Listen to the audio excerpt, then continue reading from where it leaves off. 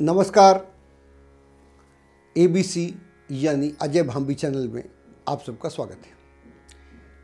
आज हम बात करने वाले हैं आपकी राशि वृष यानी टॉरस की और अगले 1 वर्ष राहु केतु का परिवर्तन आपके साथ क्या नई संभावनाएं लेकर आया है। इससे पहले मैं राहु केतु के बारे में बताऊं, खासतौर से राहु के बारे में, तो मैं एक बात कहना चाहता हूं। अधिकतर आपने सुना होगा, शायद आप जानते भी होंगे कि राहु जो है 7 मार्च को मिथुन राशि में प्रवेश कर चुका है और उसके हिसाब से फल है। मैं ऐसा यकीन करता हूं, जानता हूं कि राहु अभी कर्क राशि में है और 23 मार्च 2019 को मिथुन राशि में प्रवेश करेगा। हमारे यहाँ गणनाओं में काफ़ी विसंगतियाँ हैं। ज्योतिष में है वो तो अलग है, गणनाओं में भी हैं। तो ये गणनाओं की विसंगति यहाँ हमको देखने को मिलती है। हम जो गणना करते हैं ग्रहों की, वास्तविक गणना, ट्रू गणना इसको बोलते हैं, वो हम तब करते हैं जब ग्रह, इस हमारा जो पूरा पृथ्वी है वो अंडाकार है।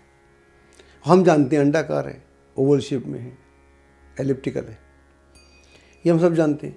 तो हमारी सारी गणना वहाँ से है, क्योंकि उससे उसका सूर्य के साथ क्या रिलेशनशिप इस्टेब्लिश हो रहा है ये हम जानते हैं।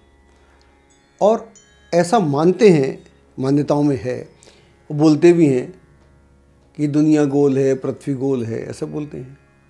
बोलने में शुभ है, ठीक है, गोली है, गोली दिखती है, लेकिन ये है अंडाकार, गोल नहीं है। अब गोल नहीं है तो जो सही परिवर्तन, ट्रू, तो हम सब ग्रहों का वास्तविक एंट्रेंस पॉइंट नोट करते हैं, ना कि आभासी। जो राउंड करेंगे, राउंड मानेंगे तो आभासी होगा। राहु आभासी ग्रह है, माना छाया ग्रह है, लेकिन वो अन्य ग्रहों से ज़्यादा फल देता है, अच्छे और बुरे दोनों। उसके फल कोई अनमैच्ड है। और वो बल्कि इस पृथ्वी पर अगर कोई अंडरस्टैंडिंग है, कन्फ्यूज़न, राहु है।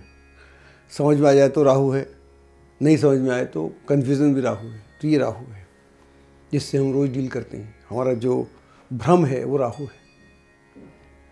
तो हम शुरू करेंगे 23 मार्च 2019 से आपके राहु का मिथुन राशि में प्रवेश।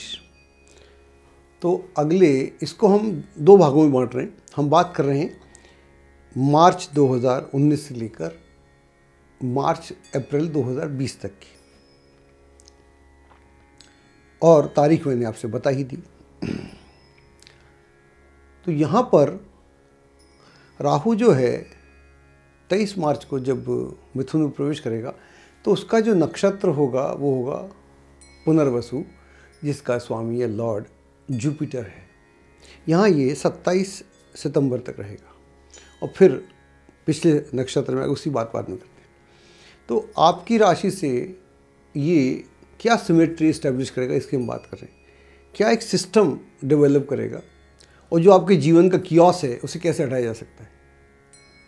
हमारे जीवन में भी कियोस है, आपके में कियोस है, तो उस कियोस के लिए सिमेट्री है। ये राहु ग्रहों में यही है। ब्रह्मांड सिमेट्रिकल है, मैथमेटिकल नहीं है। हम समझते हैं मैथमेटिक्स से हैं, लेकिन है सिमेट्रिकल।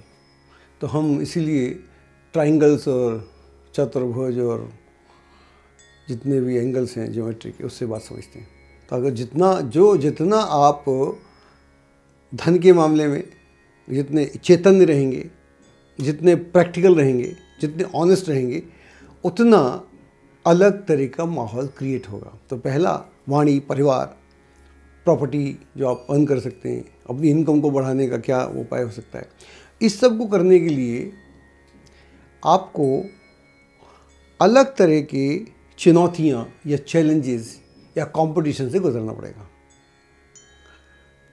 धन संबंधी सिचुएशंस को बढ़ाने के लिए, अपनी वाणी को सिद्ध करने के लिए परिवार को एक नई दिशा देने के लिए, अपने को नई दिशा देने के लिए, अपने को नए ढांचे में डालने के लिए जो आपकी योजनाएं हैं, इसमें आपकी एजुकेशन भी हो सकती है, आपका एम्बिशन भी हो सकता है, इसमें आपकी क्रिएटिविटी भी हो सकती है, इसमें आप जो जिस फील्ड में जो भी उपलब्धि प्राप्त करना चाह रहे हैं उसके लिए, तो यहाँ पर जितनी तेज़ी से आप प्राप्त करना चाहेंगे उतनी तेज़ी से चैलेंजेस या विरोध आपके सामने आएगा। और हर विरोध एक जो चुनौती है वो एक अवसर देता है, अपॉर्चुनिटी देता है, और जितने को कन्वर्ट कर लेंगे उतना ही आपका लाभ का मार्ग प्रशस्त हो जाएगा, उतना ही आपका लाभ हो जाएगा। तो ये अपनी समस्याओं को समझना और उनके चैलेंजेस को स्वीकार करना, और इतना कीजिएगा, रिज़ल्ट आपकी झोली में। अगले 6 महीने की बात कर रहा हूँ। अब उसके बाद में सितंबर से 27 सितंबर से लेकर अगले मार्च अप्रैल तक, यानी 2020 तक, राहु पीछे सरकता हुआ 20 डिग्री पर चेंज करेगा और ये आ जाएगा अपने नक्षत्र यानी आद्रा में। वहाँ पर अगले 6 महीने रहेगा, 6-7 मंथ्स अप्रॉक्सीमेटली, से मार्च 2020। जब राहु अपने नक्षत्र में होगा तब ये क्या करेगा, तब ये बोलेगा कि अब इस सिस्टम को या चीज़ों के विज्ञान को या उसकी जो गहराई है उसको समझने की ज़रूरत है। अगर मान लीजिए परिवार को लेके डिस्प्यूट है, कोई झगड़ा है, कोई उलझन है लंबे समय से, और हर प्रयास के बाद हल नहीं हो रही, कोर्ट केसेस हैं और कोई झंझट हैं, मनमुटाव हैं, डिवीज़न हो रहे हैं या नहीं हो पा रहे हैं, आप करना चाह रहे हैं वटेवर, तो जो है उसको बहुत गहरे में जानना पड़ेगा, उछला काम नहीं होगा। और गहरे में जान लोगे तो जो ऑब्स्टिकल्स आएंगे उनको आप हल कर लोगे। और यह सेम सिचुएशन धन के मामले में, यहाँ पर पहली स्थिति में धन को अलग करना था, अब धन के लिए एक नया सिस्टम पैदा करने का, वो ऑलरेडी सिस्टम को समझ के निकलने, नया सिस्टम क्रिएट करना पड़ेगा। राहु अपने नक्षत्र में उन गहराइयों को देता है, उस मिस्ट्री को सॉल्व करता है जिसको हम जानते भी नहीं हैं। और जब उस मिस्ट्री को सॉल्व करता है तो हमारे न अगले सिर्फ 6 महीने, बल्कि हम कभी 6 साल का काम कर जाते हैं, कभी 2 साल का काम कर जाते हैं, कभी उससे आगे का काम कर जाते हैं। उस तरह की संभावनाओं को लेकर ये आया हुआ है। तो इस पूरे अगर गणित को हम समझें तो 2 स्थिति से ये राहु का वो है। और मैं एक हर तरह से भविष्य किया जा सकता है।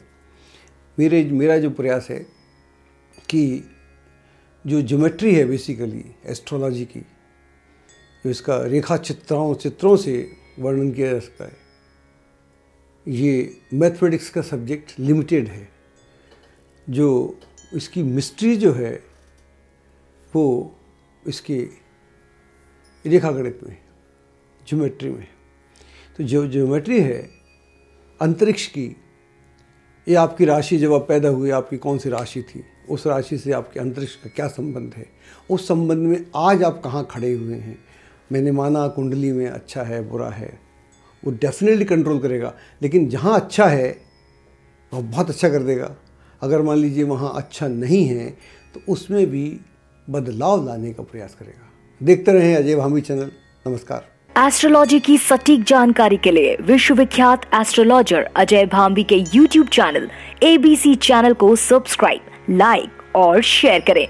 लेटेस्ट अपडेट के लिए बेल के बटन पर जरूर क्लिक करें।